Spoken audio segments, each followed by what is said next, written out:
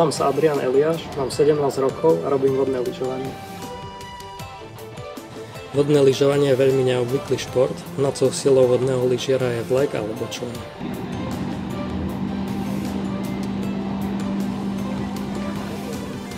Na vodné lyže som sa prvýkrát postavil, keď som mal asi 3 alebo 4 roky.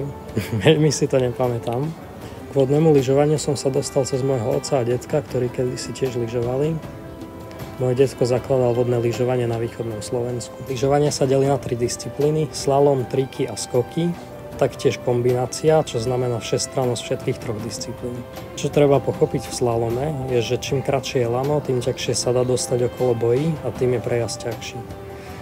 Každý prejazd sa skladá zo 6 bojí, ktoré treba obísť, a na konci každého prejazdu sa lyžiar ponorí do vody a lano sa teda skráti.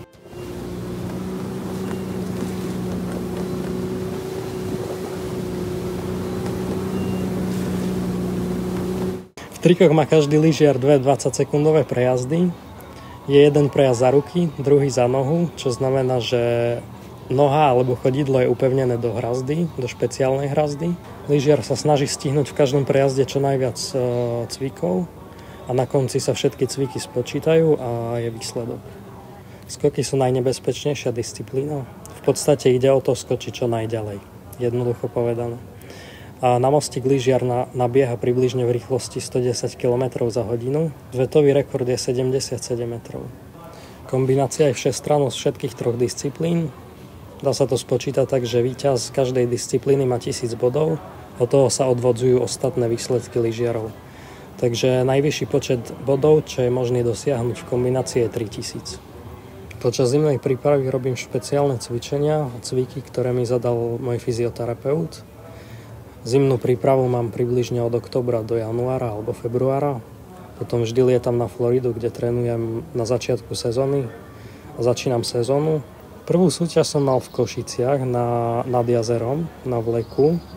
Pamätám si, že som spadol na štarte, takže to nedopadlo vôbec dobre. Mal som asi 11 rokov alebo 10. To si pamätám dodnes. Som išiel vyštartovať a som spadol. Počas svojej kariéry som nemal žiadne vážne zranenia. Mal som vyvrtnutý kotník alebo nejaké odreniny. Pri tomto športe je bežné, že sa obúcha človek lyžou, takže je to v podstate normálne. Keďže vodné lyžovanie nie je olympijský šport, tak najväčšia udalosť, čo sa koná, sú majstrovstvá sveta. Takže ktokoľvek, kto vyhrá majstrovstvá sveta, si myslím, že si zaslúži obdiv, a to je, čo chcem vo svojej kariére dosiahnuť. Takže som mnohonásobným majstrom Slovenska. Na majstrovstvách Európy som sa za vlekom do 15 rokov umiestnil 3-krát na prvom mieste a raz na druhom mieste v roku 2022. A za člnom som mal v roku 2023 2 bronzové medaily. A tento rok som bol 4. na majstrovstvách sveta juniorov v Kanade. Chcem sa poďakovať mojej rodine za to, že ma v tomto športe podporujú aj v úspechoch či neúspechoch. Sú pre mňa všetkým.